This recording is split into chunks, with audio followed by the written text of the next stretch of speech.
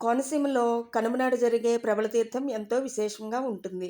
హిందూ ధర్మశాస్త్రాల ప్రకారం ఏకాదశి రుద్రులు ఒకచోట కొలువు తీరేది కోనసీమ జగ్గన్నతోట తీర్థంలోనే.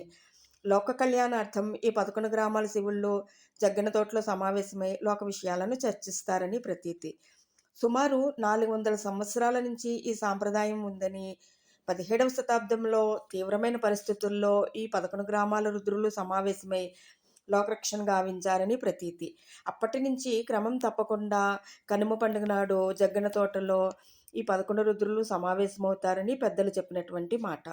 ఈ ప్రబల తీర్థంలోనే మరొక ప్రత్యేకమైనది గంగలకుర్రు రుద్రప్రభలు. హరహర మహాదేవ అంటూ పంట చేలులోంచి పిల్లకాలువ దాటి జగ్గన్న తోటలోకి తీసుకువస్తున్న ఆ గ్రామస్తుల ధైర్యాన్ని చూడటానికి 2 కళ్ళు సరిపోవు. కోనసీమలో జరిగే ఈ ప్రబల తీర్థం భారత పర్యాటక శాఖ ఆధ్వర్యంలో ఉత్సవ విభాగంలో ఈవెంట్స్ అండ్ ఫెస్టివల్స్ జాబితాలో స్థానం దక్కించుకుంది.